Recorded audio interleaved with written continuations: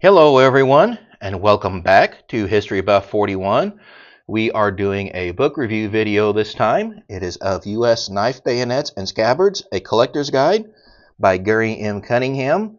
This was the first reference book that I got when I started, well, I shouldn't say when I started collecting, but after I had been collecting a while, and kind of the impetus for this was I had purchased an item at a local auction, and I thought it was real, but end of the day, come to find out it was not. And so I probably spent, I don't know, $150 or $200 on the item, and the fake definitely wasn't worth that much. And so I decided I needed to do some more education than what I had done through Google searches and reading internet blogs. And so I started doing some research on good reference books, and this was one of them that popped up. It was published probably about 10 or 12 years ago now. The book, like a lot of reference books, has gone out of print, and the author passed away a few years after it was published, so the chances of it going back into print are not very good. But I will tell you, when it comes to bayonets used by the United States, this is probably one of the best ones out there, if not the best, and as a result, it was, when it was in print, it was sold for about 35 bucks. Now, if you can find it anywhere, they sell for about 300. So I thought I'd give you guys all a chance to look through this and kind of see what's in here and determine whether or not it is worth the money for you to spend on these bayonets to educate yourself. So let's take a look inside. We open it up, and of course we see some cover pages, forward, introduction, that sort of thing. If you look in here, they have a quick reference guide. It starts with the model 1892, which was made for the Krag Jorgensen, and then it moves on to the 1905 models, 1917, bayonets for the Grand, bayonets for the M1 carbine, the M14, the M16, and then you get into some more current day with M9 and the OKC-3S for the Marine Corps, as well as a few others. You've got a nomenclature page here. You've got your table of contents here. Most of it, you see, is in black and white. But again, this is just a fantastic book. A lot of really good information in it. So we start out here, different markers, different makers, different markings, that sort of thing. Start out here with bayonets for the Krag Rifle, and you can see there's a cadet bayonet. There's different variations and experimental types. Then we gets into Scabbards, and that's pretty much how the whole book goes, where it starts out with the bayonet, and it goes into variations, how it was created, why it was created.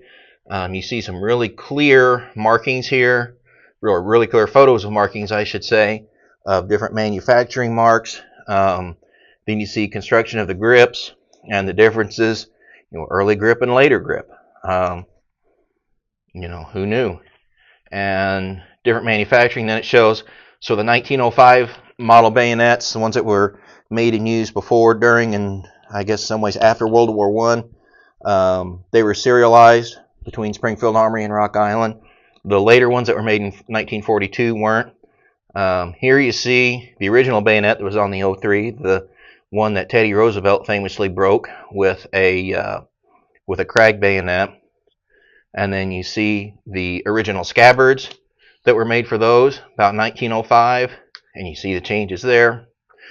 And then it moves into the Scabbards that we're more familiar with, that were used in World War I. You skip forward a little bit.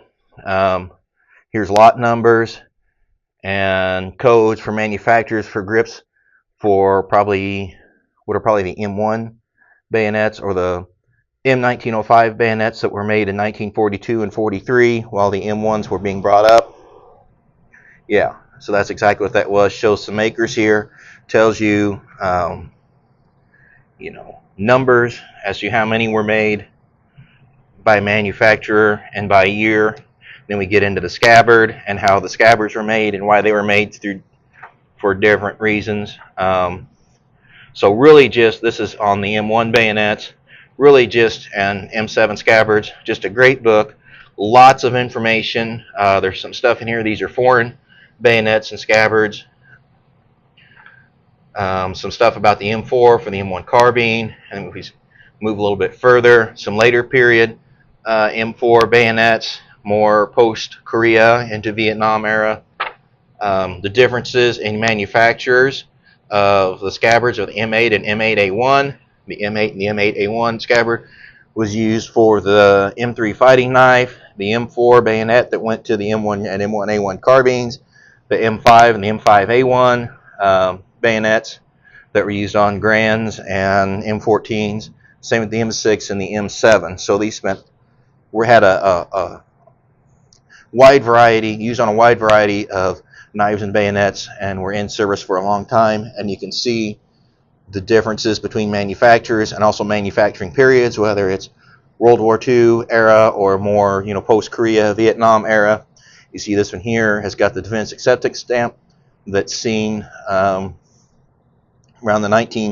start to see around the late 50s, early 60s.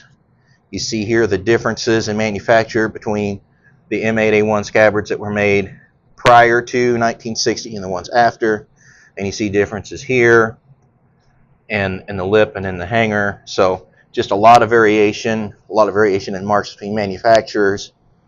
And we go on a little bit further, there's the M5 and the M5A1. And then we see some information here about the M7. And then you see, of course, the M9, which would have been on the M16, and the M4s, and current use. Again, different manufacturers. You see how the scabbards have changed. This here is actually a wire cutter, so there was a notch cut in the end of the bayonet where you could actually cut wire with the bayonet and the scabbard. So yeah, there's the notch. And then it gets into some experimental stuff. There's some stuff there about the Ross rifle bayonet, about the bayonet for the Johnson rifle, if you're familiar with those. And then a little bit further in here, the OKC3S and the scabbard for those. Then a little bit further in here, you'll see where it has, here are some bayonets that were imported from CMP from different countries. Lot from Greece. A lot of M1 rifles were sent to Greece during the 1950s and 60s for the Cold War for mutual aid. Here's experimental. And then in here toward the end, here we go, the USMC 2000. It was kind of a short, it's made by Eichhorn. There was some legal stuff about legal disputes and went to court, and there were very few of them made, and if you can find one, you've got something worth hanging on to. This here was for the XM8 lightweight modular system. Basically, it was a rifle and grenade launcher that was experimental. In the late 90s and early 2000s, it was supposed to replace the M16 and M4 carbine. I'm sorry, not M4 carbine. I don't know that it was ever adopted. And you see here cage codes, contractor codes for the various manufacturers, and then bibliography and so on.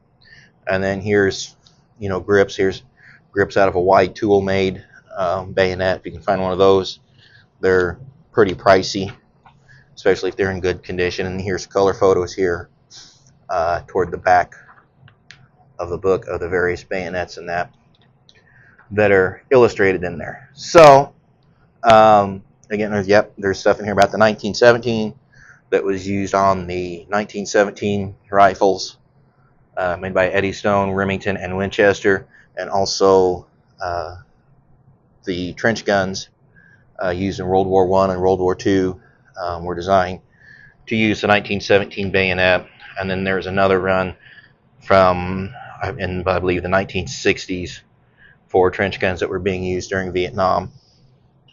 But anyway, just a fantastic reference, a fantastic book. And if you've got $300 spare sitting around, I think if you're somebody that really wants to get into firearms and really into bayonet collecting, you're not going to find a better resource than this book. So that's it for this episode of History Buff 41. Be sure to like, share, and subscribe, and we'll see you next time. Thanks for watching.